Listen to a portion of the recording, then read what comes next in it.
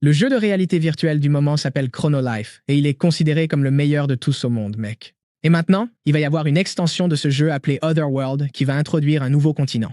L'annonce dit que ce qui t'attend quand tu te connectes, c'est 100 millions d'autres joueurs, puisque ce truc est le plus joué au monde entier. Évidemment, tout le monde vient avec l'envie de vivre de grandes aventures, de se joindre à des compagnons, de conquérir des donjons et des boss. C'est un monde gigantesque à explorer. Le message disait que le nouveau personnage a été créé, et nous voilà dans un vaste champ verdoyant. Dans la main du garçon, il y a une carte, et voici Kim Ji-seok, débutant de niveau 1. Regardant vers l'horizon, il dit qu'il est enfin arrivé sur le nouveau continent connu sous le nom d'Otherworld. Ce qu'il ne comprend pas, cependant, c'est pourquoi il est seul dans cet endroit. Où sont ces 100 millions de joueurs? En plus de ça, c'est quoi ce truc dans sa main? Pourquoi tient-il cette fichue pelle? Le gamin est rapide. Il décide déjà de la tester, frappe le sol, parce qu'apparemment, elle est apparue dans sa main. C'est pour qu'il l'utilise. Il trouve ça bizarre, parce qu'en théorie, on est censé recevoir une massue en bois ou quelque chose comme ça. Mais dès que la pelle touche le sol, elle brille en bleu. Avant même que le garçon ne s'en rende compte, un cube de Minecraft apparaît. Sa mâchoire se décroche. Le truc tombe à côté de lui, et il se demande s'il n'est pas entré dans le mauvais jeu. Bon sang. Il reste là, à fixer le cube, la pelle pointée vers lui. Il lui donne un autre coup, et le truc se casse. Avec ça, il tape sur un bloc de terre, et mec, même l'inventaire maudit est exactement le même. Il est là, un peu perdu. Cette interface lui rappelle quelque chose qu'il a déjà vu quelque part, alors il court tout de suite vers l'arbre pour tester. Pas vrai, mec? Un coup et le bloc se casse aussi, et il récupère un morceau de bois. À part ça, qu'est-ce qu'il pouvait faire? Fabriquer, mec. Avec un morceau de bois, il pouvait au moins fabriquer une petite chaise. Ouais, il est là, un peu perdu avec ce système flottant. Il se demande s'il est vraiment possible de fabriquer des choses comme ça, à partir de rien, comme par magie. Il décide de tester, puisqu'il n'y a pas grand-chose d'autre à faire dans ce champ ouvert. Et là, une lueur bleue apparaît devant lui. Une série d'indices numériques commence à voler et à fabriquer la chaise. Et voilà, c'est fait. Il s'assoit, impressionné que ce soit vraiment exactement comme il faut, une chaise en bois. Ce qui n'est pas du tout impressionnant, réalise-t-il. De toute évidence, c'est la seule chose qu'il puisse faire, sans parler du fait qu'il est seul dans cet endroit, avec absolument rien. Il se demande si c'est ça, le fameux Chrono Life des 100 millions de joueurs. En théorie, c'est l'un de ces RPG où l'on tue des monstres, on monte de niveau, on explore des donjons, on récupère de l'équipement, mais le voilà avec ses compétences inutiles. Puis le système annonce que sa compétence d'artisanat a augmenté de niveau et qu'il peut maintenant fabriquer plus d'objets. Il est affalé sur la chaise, s'en fichant un peu, ayant déjà envie d'abandonner ce truc et se demandant ce qui se passe maintenant. À présent, il pourrait aussi fabriquer une massue et une épée en bois. Il est là, avec ce visage paresseux et joufflu, réalisant déjà qu'en fabriquant la chaise, il a gagné un niveau et débloqué plus de choses. C'est là qu'il voit que l'une des dernières options est une catapulte de siège, mec. 10 bois et 5 pierres. Mais soudain, il aperçoit quelque chose de bien plus impressionnant. Mais évidemment, on ne va pas découvrir ce que c'est. Un peu plus tard, le voilà en train de poser un petit morceau de bois et de dire qu'il a enfin réussi. Qu'est-ce qu'il a fabriqué, mec? Une maison, frère. Le classique des classiques. 50 bois, 10 pierres. Il ne savait pas pourquoi, mais ce truc-là était même plutôt amusant. Évidemment, l'intérieur était beaucoup trop simple, et ce n'était rien d'autre qu'une foutue boîte. Mais pour un premier essai, ce n'était vraiment pas mal. 5 bois, le lit est fait et il s'allonge. Allongé là tranquillement, il se demande si ce monde n'était pas en fait plus confortable que sa propre maison. Mais c'est un peu triste, non, mec? Parce que regarde où vit le gamin. Comme toujours, si tu es un Coréen fauché, tu finis dans une boîte à chaussures. De la crasse partout, un seau de riz, dormir par terre. Pendant ce temps, dans cette maison ici, tu vois, ce n'est pas incroyable, mais au moins c'est spacieux. En regardant la pelle, il se demande si, dans un endroit comme ça, il ne pourrait pas construire un manoir, voire une maison à 2 étages, avec une piscine et un jardin. Dans cet endroit, il pouvait vraiment avoir tout ce qu'il voulait et c'était incroyable. Maintenant, il commençait à comprendre pourquoi cet autre monde était si génial. Jusqu'à ce que soudain, sorti de nulle part, un ours ouvre la porte de la maison. Mec. Un ours lion, extrêmement féroce. Niveau de danger A. Le garçon se lève immédiatement, voulant savoir d'où venait ce salaud. Mais avant qu'il ne puisse réagir, le monstre arrive déjà avec un coup de griffe, et il doit se jeter sur le côté. Il glisse à cet endroit et pleure déjà sur le lit que ce salaud a détruit.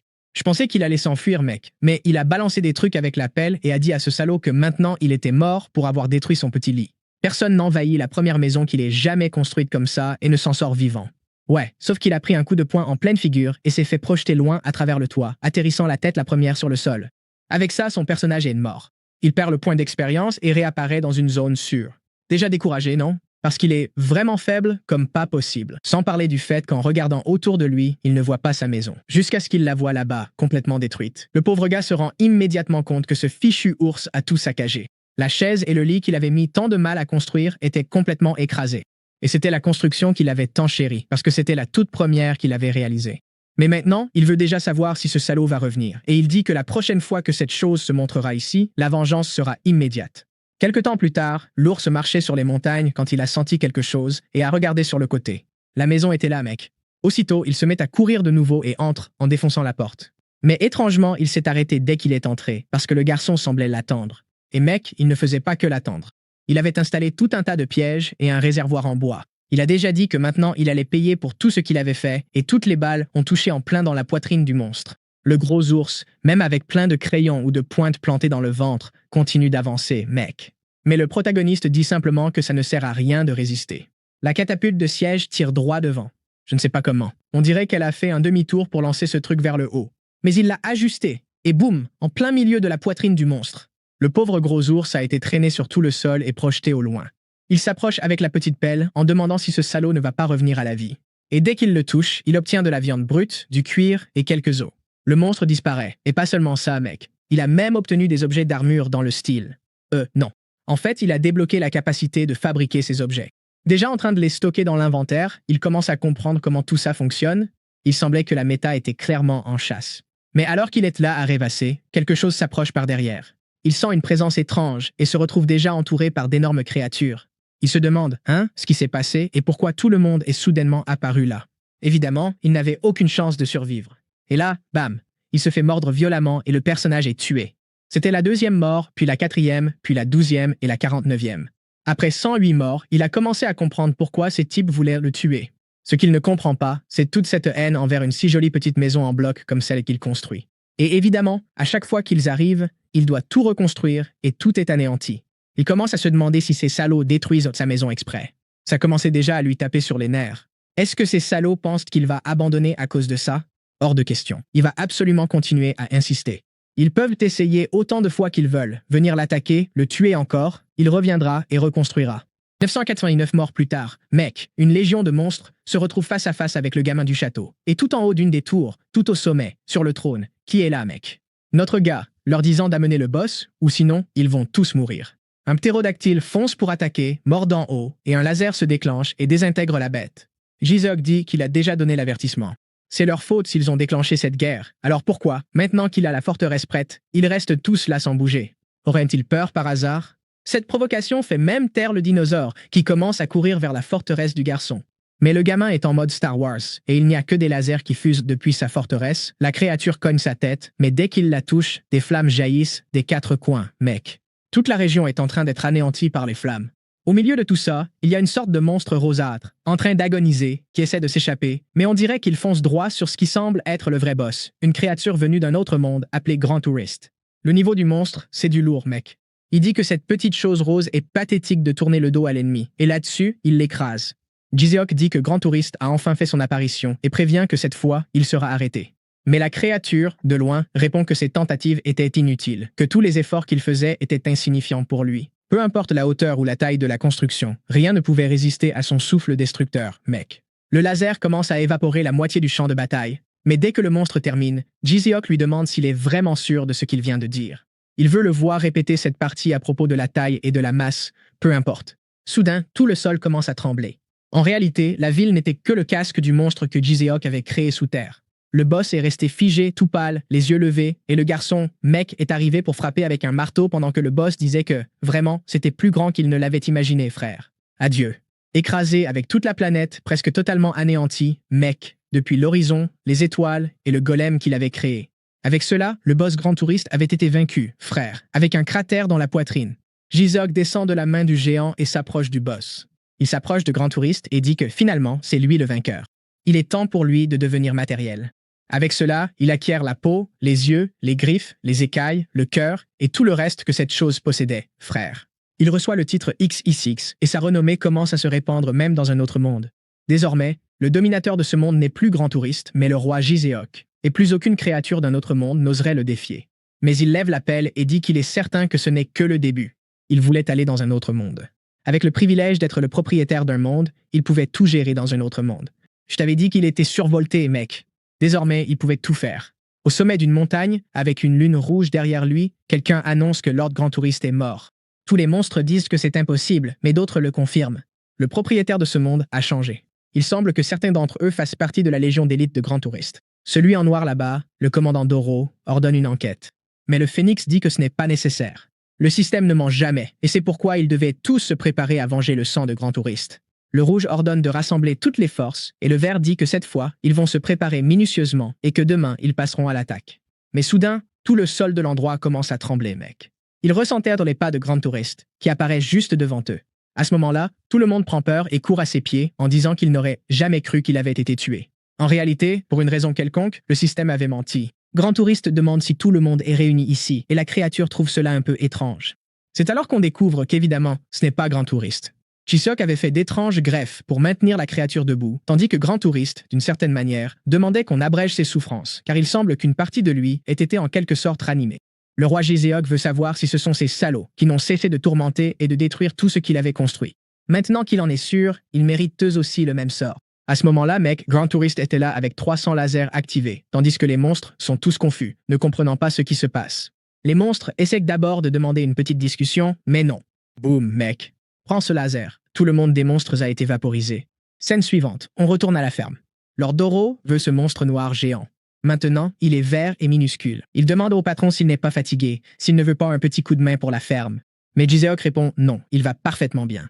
Il demande alors comment il a survécu et pourquoi il est si minuscule. Doro explique qu'il peut se régénérer tant qu'il reste une seule de ses cellules. Le prix à payer, bien sûr, c'est qu'il devient petit et incroyablement faible.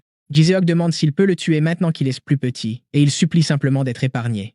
Notre garçon veut alors savoir pourquoi il y a autant de matériaux rares à cet endroit, et pourquoi ils ont toujours essayé de le tuer.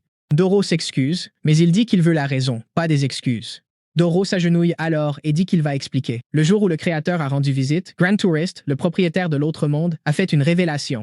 Ils allaient devoir éliminer le roi Giseok. Dès qu'il a transmis ce message, il a disparu. Le protagoniste est un peu confus. Il veut savoir pourquoi ils étaient tellement obsédés par l'idée de le tuer, puisqu'il n'est qu'une personne ordinaire. Doro répond simplement qu'il n'en a aucune idée. Doro dit que c'est à prévoir. Après tout, l'abeille, concentrée sur sa vie dans la ruche, parvient-elle à comprendre l'esprit des apiculteurs? Les apiculteurs, tu vois? Tu sais, ceux qui s'occupent des abeilles. Oui, c'est un mot plutôt rare. Giseok dit à ce type d'arrêter de se donner des grands airs et lui demande s'il veut mourir. Il répond que, évidemment, non. Alors Giseok veut savoir comment trouver ce soi-disant grand créateur au-dessus de tout le monde, et il répond qu'il n'en a aucune idée. Mais il y a quelque chose qu'il voulait demander au maître. Qu'est-ce qu'il fait exactement à empiler cette pile de cubes sous ses pieds? Giseok dit que c'est très clair, il construit une tour. Doro dit que c'est évident, mais il veut savoir pourquoi. Alors notre garçon pointe vers le haut et dit qu'il va aller là-haut un jour. Il va construire un escalier, évidemment, jusqu'à la lune, mec. Il demande si ça n'a pas l'air super amusant. Doro commence à paniquer, demandant de quoi il parle, c'est quoi ces bêtises. Il parle du mouvement relatif des étoiles, de l'orbite et de l'impossibilité pour lui de l'atteindre, et de plein d'autres choses. À cela, Giseok répond que si ça brille dans le ciel, c'est qu'on peut l'atteindre. C'était bien plus une question d'aventure que de raison. À ce moment-là, Doro était certain d'avoir affaire à un parfait idiot. Le pire, c'est que ce gamin contrôle tout, donc il n'avait pas le choix. Le plan, pour l'instant, c'est de faire semblant de le servir comme un maître, et quand l'occasion se présentera, en finir avec lui une bonne fois pour toutes. Le lendemain, le ciel est dégagé, et la construction continue jusque tard dans la nuit, mec. En un rien de temps, ils avaient déjà dépassé la hauteur de Grand Turis, et même Doro travaillait. Ensemble, les deux étudiaient toute la journée, mec, et presque à chaque fois, Doro tombait et Giseok devait sauver ce salaud, ou bien il devait demander à une créature de sauver ce vaurien. Peu de temps après, il ne pouvait même plus redescendre et devait dormir tout en haut de la base. Et tout monstre qui s'approchait pour frapper la partie inférieure était éliminé par Grand Turis 200. Et ainsi, la construction continuait de monter, et ils étaient déjà au niveau des étoiles. Évidemment, il faisait un froid glacial, non? Mais au moins, il ne manquait pas d'oxygène puisque c'était un jeu. Ils s'amusaient, mais quelqu'un observait tout cela, curieux de leur tentative. C'était idiot, mais en même temps, quelque chose de très intéressant. C'est pour ça qu'il allait s'assurer de ne pas être déçu. Peut-être que lorsqu'ils atteindraient la Lune, ils mériteraient un événement vraiment intéressant. Et nous y voilà, mec. Les deux petits diables ont posé le pied sur la surface de la Lune, tous souriants et heureux, tandis que Doro était ému. Ça a pris du temps, mais c'est arrivé. Ils fêtent ça, et en regardant la Terre, on pouvait voir le chemin qui venait de toute la folie là-bas en bas. Ce continent ressemble un peu à l'Australie, non? Où je deviens fou. De là-haut, assis, il ne pouvait que penser que c'était magnifique. Doro commande qu'il n'avait jamais rien vu de tel dans sa vie. Il ne lui était jamais venu à l'esprit qu'il vivrait un jour une chose pareille. Et il remercie Giseok, qui devient un peu gêné. Aussitôt, il se lève et dit « Assez traîné !» Il devrait commencer à collecter des matériaux lunaires. Mais soudain, le sol commence à trembler. Un lapin apparaît en disant que les idiots de la planète bleue sont venus ici pour mourir. C'était un lapin énorme et complètement fou, de rang SS, qui, avant même d'avoir fini sa deuxième phrase, s'est déjà pris un coup en pleine bouche, mec, et a été écrasé au sol. Au milieu du coup, quelqu'un a crié « coup de poing robotique ». Et Ji-Seok, qui a demandé ce qu'il avait dit, Doro a répondu que ce n'était rien. Pendant ce temps, le petit lapin se relève en disant que des minables comme lui ne pourront pas rentrer vivants. Il se relève, couvert de sang, et commence à crier. Soudain, tout le sol lunaire commence à trembler. Et évidemment, mec, c'était un appel à ses amis, qui apparaissent derrière les deux. Pas seulement derrière, en fait, ils sont carrément encerclés de tous les côtés. Ji-Seok continue d'avancer, frappant les monstres et progressant. Doro, sur le côté, sait qu'il n'était pas préparé à un combat à grande échelle, alors peut-être que c'était la fin. Mais c'est là qu'il remarque que les créatures ne se concentraient pas sur lui, mais sur cet humain. Peut-être que c'était la chance qu'il attendait. Il dit au revoir au garçon et annonce qu'il le trahit et retourne sur la planète. Mais c'est à ce moment-là qu'il s'arrête et se dit qu'en réalité, c'était leur planète. Il se souvient aussi du moment où il s'est assis tranquillement à côté de notre garçon, le remerciant pour la vue. Pendant ce temps, Ji-Seok est là, au milieu des monstres, leur disant de venir l'affronter. Je ne sais juste pas d'où vient ce coup de poing, frère. Je pense que ça vient de derrière son sac et que ça frappe depuis le dessus du sol. Il essayait de trouver une ouverture, mais malheureusement, un autre énorme lapin arrivait par derrière. Mais cette fois, mec, Doro fonce et fait éclater le ventre du monstre avec un coup de tête. Notre garçon le félicite, disant qu'il est encore meilleur qu'il ne l'imaginait. Ce à quoi Doro répond qu'évidemment, il cachait ça depuis tout ce temps. Notre garçon trouve ça étrange. Il était sûr que Doro allait s'enfuir. Mais Doro dit simplement que c'est parce qu'on lui a montré quelque chose de beau. Ça aurait été vraiment triste que le garçon arrive jusqu'à la lune juste pour mourir seul, alors ils allèrent se battre ensemble. Notre garçon est touché, mais les lapins attaquent quand même et les deux commencent à se faire dévorer. Doro est là, accroupi, incapable de faire grand-chose, jusqu'à ce qu'il ouvre les yeux. Quelqu'un a même dit qu'il l'aimait bien, en quelque sorte. Évidemment, mec. Tu pensais vraiment que Ji-Seok, qui a construit un golem avec une ville sur la tête, ne serait pas préparé. Avec les matériaux qu'il avait récupérés, il avait déjà fabriqué une armure d'Iron Man lunaire. Les gros lapins sont là, sans comprendre pourquoi ils volent. Et puis Ji-Seok dit qu'ils vont retourner sur Terre vivants. Mec, il déploie une aile d'ange faite de pièces de torpille, en disant que ses amis là-bas, par contre, allaient devenir des matériaux. Avec ça, des explosions partout. Peu après, ils sont en train d'acclamer mec. Non seulement les monstres avaient été vaporisés, mais la lune s'était transformée en une multitude de petits blocs. Maintenant, c'est expliqué. Il a écrit « Roi Ji-Seok, là-haut sur la lune, ce salaud ». Doro n'arrive pas à croire qu'il ait fait un truc pareil, ce à quoi Ji-Seok répond que, genre, il irait jusqu'à un endroit comme ça sans y laisser sa marque. Là-dessus, son ami lui dit qu'il est vraiment un peu cinglé de mettre autant d'efforts dans un jeu. Il voulait comprendre pourquoi il y passe autant d'heures et fait toujours de son mieux. Et Ji-Seok répond simplement que c'est parce que c'est amusant. Doro dit qu'il a trouvé ça bizarre et qu'il ne comprendra jamais. C'est alors qu'un laser violet apparaît soudainement à la base de leur escalier. L'impact était si puissant que le vent les atteignait jusque sur la lune, mec. La planète avait l'air d'être consumée et transformée en boule de magma. Doro panique, voulant savoir ce qui est arrivé à leur petite planète. Ji-Seok enfile instantanément son casque et dit de rester là, qu'il va aller voir ce qu'il se passe. On pouvait déjà ressentir l'honnêteté de cet homme. Le gars allait lui demander d'attendre, mais le garçon était déjà parti. Le problème, c'est que même lui n'avait aucune idée de pourquoi, tout à coup, l'endroit s'effondrait. Et mec, Ji-Seok avançait en détruisant le chemin, voulant savoir qui diable était en train de s'en prendre à sa maison. Il valait mieux pour lui qu'il ne casse pas un seul bloc de tout ce qu'il avait construit. Il atterrit avec style, une traînée de fumée derrière lui, regarde autour de lui et demande après Grand Turis, voulant savoir ce qui s'est passé. Il ne recevait aucun signal de ce qu'il avait construit et continue d'avancer, jusqu'à ce qu'il aperçoive un corps allongé. Grand Turis avait été complètement écrasé.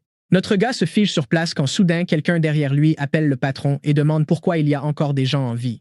Quand il se retourne, mec, le type rigole et lui dit de jeter un œil à son arme. C'était hilarant. Le type bizarre avait une petite pelle. La petite créature qui accompagnait le gars lui dit de ne pas y aller trop fort. Après tout, l'arme que l'autre avait n'était qu'une brindille. Les gars, je n'ai jamais raconté celle-là auparavant, mais tout le monde doit la connaître, non? Vous la reconnaissez grâce au nom du jeu, Chrono Life. C'est Peace avec son fichu bâton plus 99. Et Ji-Seok veut savoir qui est ce salaud, bon sang. Le gars dit que s'il est tellement en colère, alors qu'il règle ça avec un combat, mec. Qu'est-ce que c'est que ça? Les choses n'ont même pas commencé qu'on a déjà un affrontement épique, façon One Piece. Et il se présente même, frère. Le joueur le plus fort de Chrono Life avec son bâton plus 99, c'est Peace. La petite créature à côté de lui dit qu'il ne connaissait vraiment pas le boss et fait juste remarquer que le garçon est un noob. Mais Ji-Seok, en regardant Grand Turis, dit simplement qu'apparemment, c'est lui qui a fait ça alors. Il se souvient des moments qu'il a passés avec le dinosaure, mec, de tout ce qu'ils ont construit ensemble et de toutes les fois où ils se sont sauvés mutuellement, le plan infaillible pour aller sur la Lune. Et maintenant, il veut savoir pourquoi Peace a tout détruit comme ça. Il se pose la question, frère, le pervers en sous-vêtements. Il veut savoir s'il est prêt pour un vrai combat. Peace rit, disant qu'il peut rire autant qu'il veut. Et regarde-moi cette tête d'idiot, mec. mais Ji-seok avait encore beaucoup de chemin à parcourir. Il n'a peut-être aucune idée de ce qu'est la vraie puissance, mais ce n'est pas grave. Les mecs, ils foncent déjà en avant, disant qu'il apprendra par la force. La première attaque semblait devoir toucher en plein, mais mec, Ji-seok n'est pas lent. Il a activé le mode Tony Stark et a esquivé, mais il s'est rendu compte que ce salaud était plus dangereux qu'il ne le pensait. Rien que l'après-image du coup de bâton a vaporisé son pied, mec. Peace a dit qu'il était plus rapide que prévu, hein? Et Ji-seok répond en activant son mode Rocket Angel Man. Explosion lunaire lancée directement sur Peace. Il rit, disant que ce sale gosse veut la même chose, hein? C'était au tour de Ji-seok de lui montrer une attaque aussi. Avec ça, il lance une attaque qui crée un barrage, mec. On peut déjà voir son armure se désintégrer. Il est obligé de tout lâcher là, en plein milieu de nulle part, et parvient au moins à s'enfuir avec une petite pelle à la main. Il était temps de sortir la chose qui résout tous les problèmes, mec. Le château du roi s'élève du sol. Même Peace est impressionné de voir le monstre se lever et donner des coups de poing. La petite créature de Peace est loin, toute perdue, et la petite créature de notre gars est là-haut sur la lune, en train d'observer les impacts qui se produisent sur la planète. Il voulait juste savoir ce qui arrivait à notre gars là-bas, mec. Mais même si le château du roi était gigantesque, son coup de poing a été arrêté par le bâton plus 99, et Peace dit que ça ne sera pas si facile. À ce stade, tu ne comprends même pas comment ce fichu bâton maudit a pu résister à une attaque du château du roi. Mais Peace dit simplement que c'est à son tour maintenant, et il court le long du bras pour atteindre le sommet du château. Un seul coup vers le bas, et tout le golem s'évapore. Mais Ji-seok n'allait pas mourir aussi facilement. Il étire un cube vers le haut et active l'invocation d'1 million de blocs. Le problème, c'est que l'attaque de Peace continue d'avancer, et il se demande qui est ce salaud. Mais il semble que l'ennemi soit aussi curieux de savoir qui il est. Même s'il est curieux, il est temps d'en finir. En une seconde, il fonce en avant et se retrouve déjà face à face avec Ji-seok, qui crie que c'est un salaud. On y va avec la pelle. Boum, collision. Le commentateur n'arrive même pas à suivre ce qui se passe. On dirait que le monde entier va se fendre, mec. Et quand j'ai dit que ça allait se fendre, je ne pensais pas que ce serait littéralement, mec. La planète a été tranchée comme une pomme, coupée en deux en plein milieu. Urus, l'animal de compagnie de Peace, dit qu'une fois de plus, il a vraiment réussi à détruire un autre monde. Ce à quoi Peace répond que la faute revient à celui qui l'a construite. Ils auraient dû la rendre plus solide. Cependant, quelque chose attire son attention. La pelle du garçon brillait encore en bleu, et le gars ne comprend pas comment ce salaud est encore en vie. Mec, Ji-seok était debout, en piteux état, mais toujours debout, disant à ce salaud pervers de venir l'affronter. Mais ensuite, il s'effondre. Urus commente que, clairement, cette pelle est très suspecte, et Peace est d'accord. C'est vraiment étrange que ce gamin ait une arme comme ça, et il n'a aucune idée de qui il est. Soudain, une faille s'ouvre derrière Peace. Il se retourne pour demander qui est là, et le gars apparaît en disant « C'est moi, l'ennemi ». Le PDG de Chronolife, connu sous le nom de Choi Deok-bae, arrive accompagné de sa secrétaire. Seuls nos protagonistes ont de mignons petits animaux de compagnie. Eh bien, le PDG, son animal de compagnie, est littéralement une créature flottante aux cuisses épaisses. Dès que les deux idiots ont commencé à parler, elle a déjà foncé droit sur Ji-seok, demandant si l'utilisateur allait bien. Pendant ce temps, Peace demande à Choi si c'est sa petite fille et lui dit de la présenter. Elle essaie de réveiller Ji-seok, disant qu'il doit être un peu plus persévérant. Elle travaille dur depuis longtemps pour le rendre plus fort. Après toutes les morts qu'elle a causées, il ne peut pas abandonner maintenant, n'est-ce pas? Oh non, mec. Là, on est fichu. L'ennemi, cette fois, c'est une fille canon. Comment tu bats ça? C'est la responsable du développement d'un autre monde appelé Uria. Tout le monde tremble, épuisé. Ji-seok essaie de demander ce qu'elle dit, mais il tourne juste la tête en disant que ça fait trop mal. Puis elle voit que le garçon s'est complètement évanoui. Quoi? Elle lui colle un baiser, mec. Cette fille, c'est une vraie sauvage. Je suis complètement perdu, frère. Elle est au milieu de la planète fendue, retire ses lèvres pulpeuses et lui dit de bien dormir, son cher utilisateur. D'accord alors, non? Un peu plus tard, Doro appelle notre garçon, lui met des claques sur le visage et lui dit de se réveiller. Il se redresse soudainement en disant « Ça fait mal ce truc » et se tient la tête. C'est là qu'il se souvient immédiatement que la planète a été coupée en deux. Mais il est là, en train de regarder la même planète, intacte. Doro le serre dans ses bras, disant qu'il a vraiment eu peur qu'il meure comme ça, d'un coup. Notre garçon est surpris par tant d'affection. Tout de suite, il s'embrouille et dit de ne pas se faire de fausses idées. Il avait juste un peu peur de se retrouver tout seul dans tout cet espace. Puis, Ji-seok réalise que si Doro est à ses côtés, c'est qu'il est sur la Lune. Son ami lui demande comment il se sent, et Ji-seok répond qu'il va bien. Le problème, c'est pourquoi il va bien. Il est sûr d'avoir pris une raclée pendant ce combat contre ce pervers. Alors il demande à Doro d'expliquer, puisqu'il était inconscient et n'a aucune idée de ce qui s'est passé. Heureusement, Doro semble avoir été réveillé tout le temps. Tu ferais mieux de parler maintenant. Un peu plus tôt, on voit Mec quand il était sur la Lune et qu'il a vu de loin la planète se fendre en deux. Puis soudain, un portail s'est ouvert derrière lui et quelqu'un lui a dit de se calmer. C'était elle, le plus grand danger de toute cette histoire, portant les garçons dans ses bras.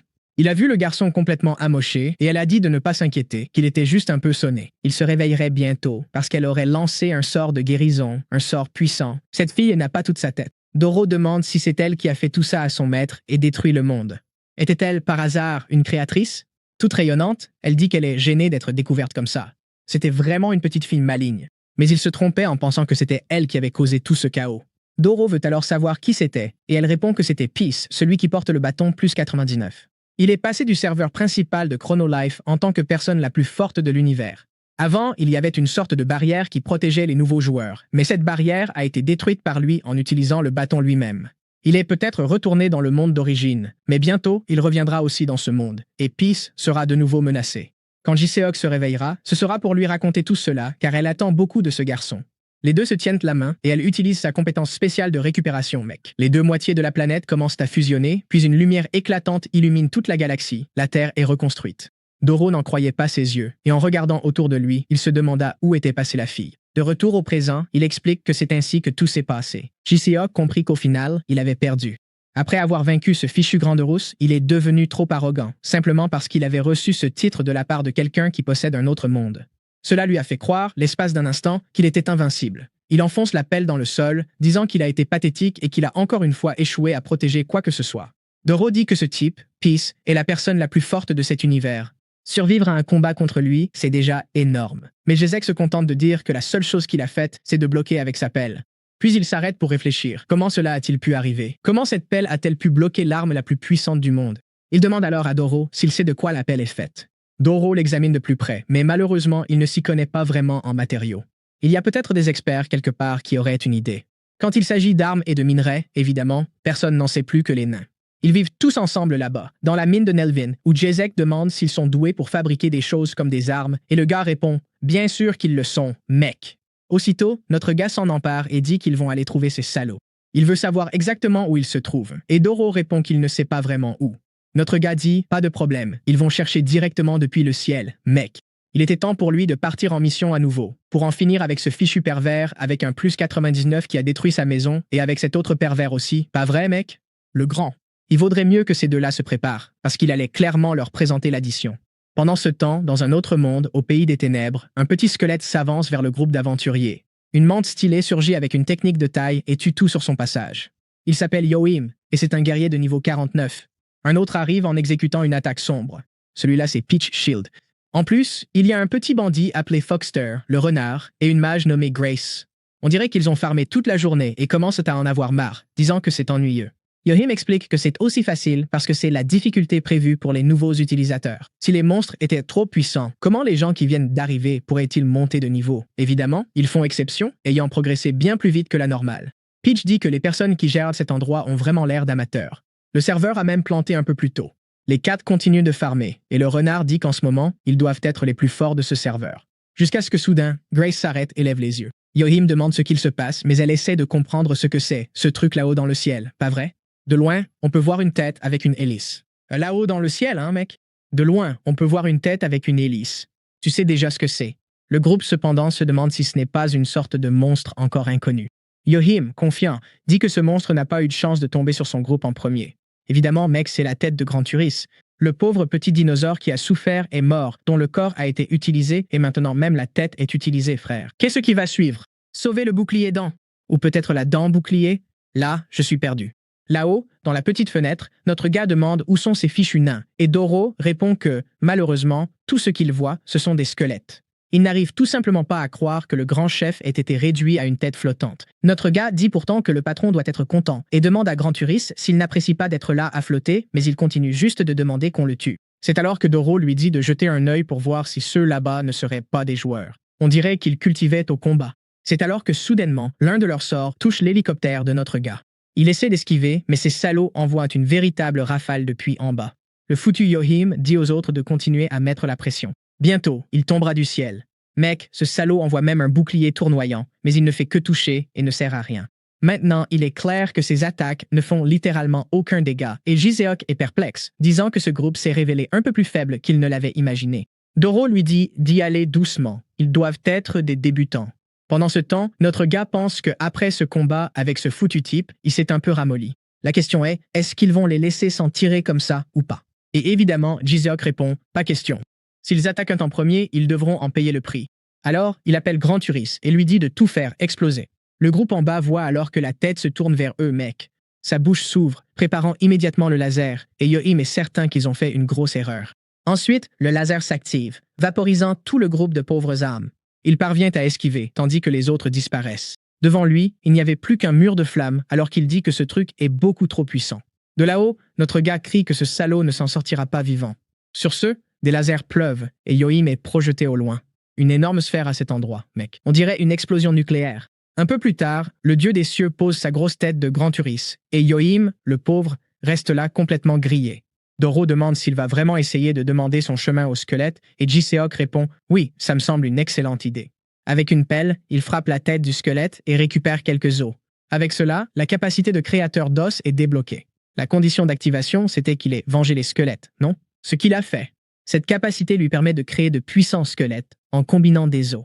Et mec, c'est le Sung Jin-woo de Minecraft ici, frère. Doro est un peu perdu, mais le garçon dit qu'au moins, il ne manque pas de matière première dans le coin. Un peu plus tard, il annonce que c'est terminé. Il clique sur le sol après avoir disposé un tas de petits os, et un chien squelette normal apparaît, une créature curieuse qui aime les câlins. Mec, je croyais qu'il avait juste fini le premier, mais en fait, il avait déjà levé une armée de créatures squelettiques bizarres. Doro voit qu'il a fabriqué des squelettes absurdes avec un bras dans l'œil, une taille à l'envers, une tête flottante, et lui dit déjà de commencer à faire des choses correctes. Il a l'air un peu vexé, fait une grimace, disant qu'il ne fait que créer des œuvres d'art, quand soudain un événement spécial survient. Pour avoir créé 100 squelettes uniques, il avait maintenant le droit d'en fabriquer le plus rare. Il se tourne vers Doro, qui lui dit d'apprendre « mec », car depuis le début, il avait un vrai bon petit plan. Évidemment, le plan se charge déjà en mémoire pour l'assemblage, et un énorme squelette à l'aura violette apparaît. Les deux sont choqués, et mec, un chevalier géant apparaît, l'appelant maître. 1, 2, 3, 4, 5, 6, 7 étoiles. Ce salaud ressemble à un personnage de Yu-Gi-Oh! C'était King Peach, rang SSS, le roi légendaire des morts vivants. Aussitôt, il s'agenouille, disant qu'il est impatient de recevoir la bénédiction de son maître. Mais Doro attrape notre gars, lui disant de faire attention, que cette créature est extrêmement dangereuse. De toutes les créatures qui existent, celle-ci est la plus sournoise et cruelle. C'était très suspect qu'il s'agenouille, car cela ne correspond même pas à sa nature. Mais Jiseok dit qu'il a déjà pris sa décision.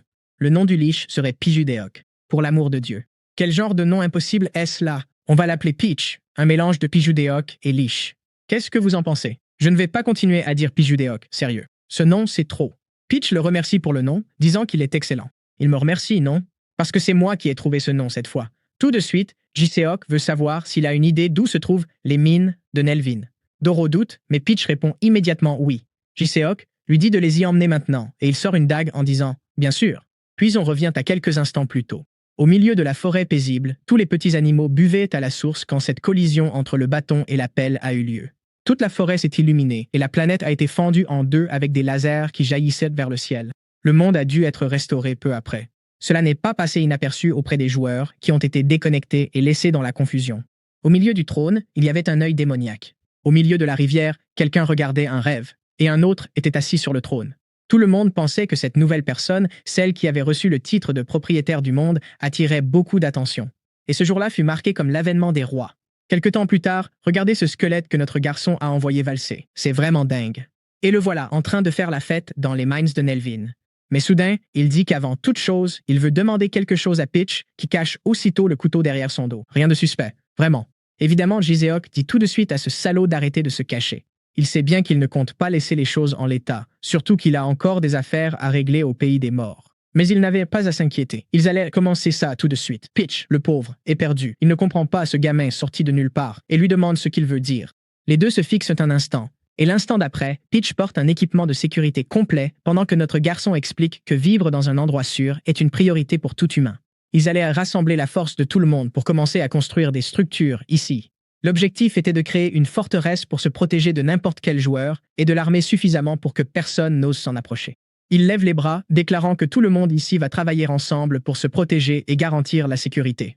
Les morts vivants crient tous « La sécurité avant tout, la sécurité avant tout », tandis que le pauvre Peach reste là, avec des doigts en moins, parce que c'est ce qui arrive quand on est invoqué. Peu de temps après, regarde la tête que fait ce fou mec. La construction battait son plein. Au milieu de tout ça, Peach lance la dague en l'air, la rattrape et coupe le ruban. Fin de l'inauguration pour la construction achevée. La tour du château des enfers était terminée. Ça ressemblait à une maison sortie de Habbo Hotel. Ce genre de truc, mec. Quel bazar. Tout de suite, notre gars demande à Doro de faire le test final, qui dit qu'il en a déjà marre de tout ça. Mais le voilà, avec une plaque de joueur indiquant qu'un intrus est arrivé. Aussitôt, 300 lasers s'allument dans la tour et le pauvre gars est vaporisé. Jisuk le félicite, disant que ça fonctionne vraiment. Maintenant, il peut quitter cet endroit sans se sentir coupable. Si un ennemi qu'ils ne peuvent pas gérer apparaît, il suffit de tirer un laser en l'air et il viendra immédiatement aider. Il caresse le petit chien, lui disant de bien s'occuper de la maison. Et sur ce, il saute sur la moto avec Peach, disant qu'il se dirige vers les mines de Nelvan. Notre gars accélère, laissant toute l'équipe squelettique derrière lui. Peu de temps après, les voilà en plein désert sous le soleil. Doro est impressionné qu'ils aient enfin laissé Grande Trousse derrière eux, mec. Mais Peach demande s'ils n'ont pas perdu trop de temps dans la terre sombre. Doro est d'accord, ce n'était même pas la destination. Ils n'auraient pas dû y rester aussi longtemps. Mais Jisuk dit qu'ils se sont bien amusés, donc ça en valait la peine. En plus, ils ont gagné plein de compagnons, et le squelette rieur dit qu'il comprend. On aurait dit que ce voyage allait être une belle aventure, lui aussi. Et les voilà, style point sous la lumière de la lune, en train de griller de la viande, de marcher sur de l'herbe fraîche, et un peu plus tard, de trouver la grotte. Avec la pioche à l'entrée et toutes les lumières, c'était évident, mec, ils étaient enfin arrivés aux célèbres mines de Nelvan. Doro veut savoir où sont les nains, et Peach dit qu'il n'en a aucune idée. On dirait qu'il n'y a eu aucune nouvelle de ces types depuis longtemps. Ce que les gens racontent, c'est qu'après un certain jour, plus aucun nain n'est sorti de cet endroit, et tous ceux qui sont venus pour découvrir ce qui s'était passé ne sont jamais revenus. Doro était désespéré, en pleurs, demandant pourquoi il ne disait ça que maintenant.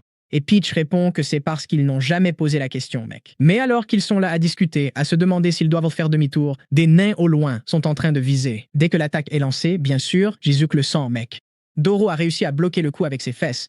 Aussitôt, le protagoniste dit à Peach de faire quelque chose. Une seconde plus tard, il est derrière les nains, leur mettant des claques au visage. Les pauvres gars se tordent tous de douleur, et Peach en amène un à portée de main. Jisuk est perplexe, se demandant si les nains de ce monde ont toujours été aussi dangereux, et il répond « Non, ils étaient vraiment plus pacifiques avant. » Tout cela pendant qu'il gifle le vieux au visage, lui disant de se réveiller. Le petit nain mignon se réveille et dit aux humains de se dépêcher de s'enfuir d'ici. Jisuk leur demande d'expliquer et le nain répond que toutes les créatures de cette mine sont devenues extrêmement mauvaises et violentes. À cause de cela, toute personne qui entre ici se fait tuer. Aussitôt, notre héros veut savoir comment le vieil homme s'est réveillé et il dit qu'il a ressenti un choc violent et a soudain repris connaissance. Puis il sourit, disant qu'apparemment, ça va être plus facile qu'il ne le pensait. Le remède à une situation comme celle-ci, c'est la thérapie physique. Et il appelle ces nains bizarres à venir l'attaquer. La mini-armée fonce, et Jisuk se lance dans la mêlée. Mais Peachy active simplement une capacité de missile, et le magicien commence déjà à frapper tout le monde. Une petite morsure de Doro et un coup de poing de notre héros. Oui, puisqu'il ne peut pas frapper de toutes ses forces, sinon les pauvres gars exploseraient. Bien sûr, le combat était tranquille. Il était même en train de féliciter Doro quand soudain un nain vient pour le poignarder dans le dos. Mais lui et Peach se retournent tous les deux et frappent le nain en pleine figure. Notre héros dit de ne pas s'inquiéter, il va s'occuper de celui-là lui-même. Sur ce, il continue de tout tabasser pendant que les petits nains commencent à se réveiller petit à petit. Mais alors, l'un d'eux change d'expression et reconnaît le monstre. Soudain, d'un des murs, une main géante surgit. Des yeux démoniaques qui débitaient des absurdités apparaissent, pendant que tout le monde demande « C'est quoi ce truc, mec ?»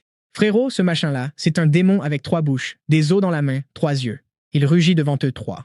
C'était un dragon zombie maudit de rang SS, ramené à la vie par un sortilège noir. En tant que mort-vivant vengeur, il existait évidemment pourquoi, hein, mec?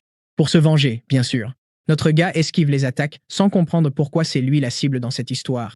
Pendant ce temps, Doro a déjà couru de l'autre côté, reconnaissant de ne pas être la cible cette fois. Jisuk commence à réaliser que ce fichu truc ne va pas le lâcher, mec, alors il sort la puissante pelle. Tout de suite, il invoque Grande Trousse, mec, et le lance sur l'ennemi. Le dinosaure pousse un rugissement, et le boss est un peu sonné, frère. Doro applaudissait, disant que maintenant Grande Trousse était assuré. Mais les deux se contentèrent de se fixer, mec. Et maintenant, tout ce que Grande Trousse peut faire, après toutes les modifications, c'est décoller un tout petit peu jusqu'à ce que le monstre détruise les hélices et que tout le monde s'enfuit. Évidemment, Grande Trousse a besoin d'un corps. C'est ce que Doro lui crie de faire. Mais notre gars dit qu'il n'y a aucun moyen de construire un corps. Ou en fait, c'est là qu'il s'arrête et réalise que si, il y en a un. Soudain, une lumière bleue brille devant le boss. Notre gars utilise un tas d'os et réalise une invocation de rang 10 étoiles. Évidemment, il crée un corps pour Grande Trousse qui atteint à nouveau le niveau GOA. Le pauvre boss est déjà sous le choc et il se prend un coup de tête puis un coup de queue juste après. C'est quoi ce délire, sérieux? Le pauvre boss est projeté et ne peut même plus se relever. Et oui, il faut se rappeler que Grande Trousse était le maître de ce monde jusqu'à ce que notre gars le batte. Il charge instantanément son laser et balance un Kamehameha directement sur le boss, qui se fait désintégrer, ainsi que la grotte et tout le reste. Les alliés nains observent la scène, mais il y a aussi quelqu'un d'autre qui regarde de loin. Un gars aux cheveux blancs regarde sur le côté et dit qu'ils l'ont battu, puis demande au maître ce qu'ils vont faire. Le type froisse simplement les papiers et dit que malheureusement, ils ne peuvent rien faire. Le contrat a été annulé. Celle-là, c'est l'usurière connue sous le nom de Heart Hitter, et le petit gars à côté d'elle, celui aux cheveux blancs, c'est Rim. Je suis un peu perdu. Ça ressemble vraiment à un gars, mais dans l'image précédente, il y avait certains traits qui laissaient penser le contraire. Mais maintenant, ces traits ont disparu. Donc ouais, je suis presque sûr que c'est un gars. Et d'après ce que j'ai vu ici, mec, ce gars vient d'un autre manuel aussi, un que je ne connais même pas. De retour dans la grotte, le ciel s'est évaporé et les petits nains ont tous peur de grands trousses, frère. La seule chose qui reste du boss, c'est le globe oculaire par terre et les nains sont déjà en train de le frapper pour voir s'il bouge.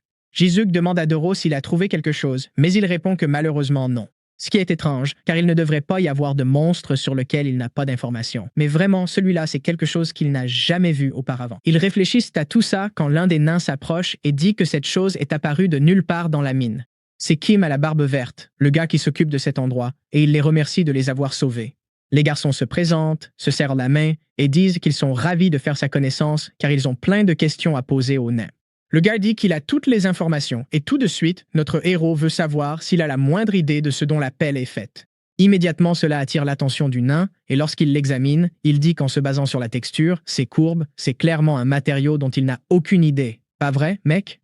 Cela faisait de nombreuses années qu'il n'avait pas vu un minerai qu'il ne pouvait pas identifier. C'était fascinant. Puis il attrape la pelle et dit qu'il s'en va l'étudier et leur dit au revoir. Évidemment, dans un éclair de mémoire, Jiseok attrape sa barbe et lui dit de rester là. Un peu plus tard, Jiseok termine une construction et se tourne vers tout le monde, leur demandant de regarder. Avec cette pelle, il pourrait construire quelque chose même comme ça et il demande si quelqu'un a maintenant une idée de ce que c'est. Tout le monde est confus et impressionné. Évidemment, Elkim réclame la pelle. Le problème pour Jiseok, c'est que même les personnes qui s'y connaissent le plus n'en ont aucune idée. Et Peach veut savoir, n'est-ce pas, qu'est-ce qu'ils vont faire maintenant? Eh bien, mec, s'il y a un endroit dans ce monde où il pourrait y avoir plus d'informations, c'est bien là-bas. Peach dit que ça doit forcément être la ville de départ, puisque tout le monde y passe au moins une fois. C'est à ce moment-là que Jiseok se souvient, mec, lui, il n'y est pas passé. Il est né au milieu de nulle part, tout seul. Pendant ce temps, de retour dans la ville de départ, l'usurier demande à Rim si l'idiot est arrivé, ce à quoi il répond non. Mais au milieu de cette conversation, il remarque une agitation. Tout le monde regarde quelque chose. Quelqu'un tient un dessin de grande terrasse, disant qu'il cherche ce boss. Évidemment, c'est Yohim et son équipe, ceux qui se sont fait démolir, qui préviennent tout le monde de faire attention parce que cette créature est extrêmement puissante. S'ils laissent ce monstre horrible dehors, cet endroit va être transformé en désert. Les gens sont sur les nerfs. Même le groupe de Yohim qui est le plus fort demande de l'aide. Et ça ne doit vraiment pas être facile. Hitter, par contre, qui? Maintenant, c'est clair, c'est vraiment un homme. C'est juste qu'ils disent que tout le monde déborde d'énergie aujourd'hui. Mais c'est à ce moment-là que quelque chose attire son attention. De loin, quelqu'un demande à Yohim s'il est sûr de ce qu'il avance. Quelques chevaliers commencent à s'approcher. C'est toute la garde royale de la ville. Ils semblent tous appartenir à la guilde divine. Les gars à la cape rouge font partie des 10 guildes les plus puissantes, connues sous le nom de guilde de la Croix-Rouge. Mince alors, les guildes n'arrêtent pas d'arriver. Maintenant, la guilde des mages et la guilde des gars à chapeau sont arrivés, ainsi que la guilde du masque de bandit. Mais il y en a encore une autre qui arrive. Celle-ci, à cause du chef. Tu dois parler lentement, pas vrai, mec? La guilde actuellement la plus puissante de toutes, connue sous le nom de Justice. Et la fille aux cheveux bleus dit qu'ensemble, ils formeront l'alliance des guildes du monde. Et ouais, c'est vraiment la guilde la plus forte du coin. Là, c'est la chef, Mademoiselle Hawk. Et elle ordonne à Yohim de dire tout de suite où se trouve le monstre. Oula, mec. Est-ce qu'ils sont déjà en train de traquer notre gars? Mais dans la mine, Doro demande s'il va vraiment se déconnecter, et il répond que oui. Il va faire une pause puis revenir pour aller directement à la ville de départ. On dirait que le vieux va l'accompagner aussi. Les filles trouvent ça bizarre et demandent s'il est vraiment d'accord pour abandonner l'endroit comme ça, mais il répond que oui. Cela fait longtemps qu'il n'a pas pu partir à cause du monstre, et maintenant il se réjouit de faire un voyage. Il veut boire et profiter d'une aventure. Jiseok demande ce qu'il transporte dans cette énorme valise, et il montre déjà un diamant. Il comptait l'emmener pour le vendre en ville. Notre gars peut garder tout l'argent qu'il en tirera. Il demande pourquoi, mais c'est évident, non, mon pote, parce qu'il a sauvé toute la mine. Jiseok le remercie et dit que maintenant il va devoir se déconnecter. Il clique sur le bouton, dit au revoir à tout le monde, qu'il appelle un héros et lui fait signe de la main. Mais mec, dès qu'il s'est déconnecté, le voilà de retour dans la boîte à chaussures. Ah, en fait, c'est plus organisé que la dernière fois. Pas mal. Sur le côté, il y a le seul repas qu'il prépare d'habitude. Ça avait l'air prêt. Un peu de riz avec du curry versé dessus, avec un peu de sauce et de l'eau ou quelque chose comme ça. Et c'est tout. Honnêtement, ce n'est pas si mal. Je pensais qu'il souffrirait plus. Mais l'addiction de ce gamin est inégalée. Pas vrai, mec? Il s'assoit pour manger et met déjà une petite vidéo de Chronolife à regarder. Et dans ce reportage, il parle d'une pénurie de diamants sur le serveur. N'est-ce pas? Comme les nains ne travaillaient pas, évidemment aucun minerai n'arrivait en ville. Et c'est pour ça que le prix semblait être 10 fois plus élevé qu'à l'origine. JCOC se souvient soudain que c'est exactement ce que le nain lui avait proposé, mec. Mais il n'a pas l'air très impressionné. Il ne connaît même pas le prix, jusqu'à ce que l'annonce dise qu'il pèse 100 millions de wons par kilogramme de diamant. Instantanément, il recrache ce qu'il était en train de manger, en se rappelant surtout cette valise que le nain lui avait montrée. Elle était bourrée à craquer. Pendant ce temps, dans Chronolife, Rim est furieux qu'une certaine personne ne soit pas encore arrivée. Heater lui dit de se calmer et de prendre un peu de thé. Mais le pote crie, voulant savoir ce qu'ils feront s'ils ne se montrent pas. Ce à quoi l'ami répond qu'il peut être sûr qu'il viendra. Ce type a plus peur de perdre que de mourir. Apparemment, il est aussi numéro 1 dans un autre monde, mec. Pendant ce temps, dans la petite ville, on voit quelqu'un se connecter à un autre monde.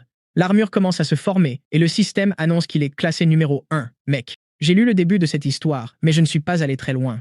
Celui-là est un guerrier de niveau hardcore. Maintenant, la vraie question. Qui va apparaître depuis le monde des points? Se pourrait-il que Grid Overgeared fasse son apparition ici? Et avec ça, Heater dit que ça fait un moment qu'il n'a pas vu le guerrier niveau 10, non? C'est le surnom du personnage d'Ethan. Et il dit avoir entendu que Heater est mort face à un dragon zombie. C'est dommage s'il a déjà été tué, parce qu'il voulait vraiment régler cette affaire, mec. Évidemment, il ne l'a même pas dit, mais c'est le numéro 1 du monde connu sous le nom d'Otherworld. C'est alors que Heater dit que la personne qui a vaincu le dragon zombie semble avoir pris le contrôle de la mine de Nelvan. Ethan comprend tout de suite et demande s'il doit éliminer ce type. Mais ça devient déjà intense. Il tombe bêtement sur le dos, et c'est à ce moment-là que Heater lance le papier qui atterrit sur son visage en disant que c'est la cible. Tout ce qu'il a à faire, c'est de trouver la personne qui a pris le contrôle des mines de Nelvan et de la Terre des Morts, et après ça, ils ne vont pas rester. Qu'est-ce qui va se passer ensuite, mec? On ne sait pas ce qu'il veut avec notre gars. De retour à la mine, les petits nains travaillent ensemble avec Peach, qui est là-bas en train de donner les ordres. Lorsqu'une lumière apparaît derrière Doro, notre gars arrive tout de suite. À peine est-il apparu qu'ils disent déjà qu'il se dirige vers la ville de départ. Kim, le pauvre, est un peu surpris et dit qu'il allait justement se coucher. Alors pourquoi le garçon est-il arrivé si vite? Le nain veut seulement savoir si les diamants sont bons. Et le nain dit qu'ils sont parfaits. Ensuite, notre garçon dit à tout le monde de se préparer. Ils partent. On dirait que Peach reste en garde et demande s'il est sûr de lui faire confiance. Jisok répond que oui, il ne va rien faire de mal. En plus, il doit comprendre que c'est une position stratégique d'une importance capitale, donc il vaut mieux qu'il protège l'endroit et ne laisse personne le prendre. Mais à ce moment-là, Peach apparaît dans la vidéo et demande si les prix des diamants ont vraiment autant augmenté. Jisok se rend compte qu'il a compris le plan. Et Peach dit qu'il se doutait que quelque chose comme ça arriverait, puisque les diamants sont chers et que les nains ne travaillaient pas. Notre gars commande que tout ce dont il a besoin, c'est de quelque chose pour tout transporter. Et évidemment, pas vrai mon pote, voilà encore Grand Terrasse, non transformé. Et cette fois, il s'est transformé en voiture. Franchement, l'intérieur de Grand Terrasse, la voiture est plutôt classe. Ça ressemble presque à Gran Turismo, tu ne trouves pas? Doro est horrifié par la cruauté de donner un corps puis de l'arracher, mais notre gars répond qu'il a juste déconnecté. Pas de quoi en faire un plat. En plus, c'était super rapide, donc ça valait vraiment le coup. Mais soudain, une flèche volante fonce droit sur eux et touche le pauvre grand touriste. Tout le monde tremble. Regardez qui vient d'arriver, les gars. Le danger des dangers. C'est elle. Hawk, l'archère bien bâtie, demande si la flèche a fait mal tout en lançant au reste du groupe. Entourez-les, tout le monde. Il était temps de lancer une attaque à grande échelle. Quelle flèche mortelle, mec.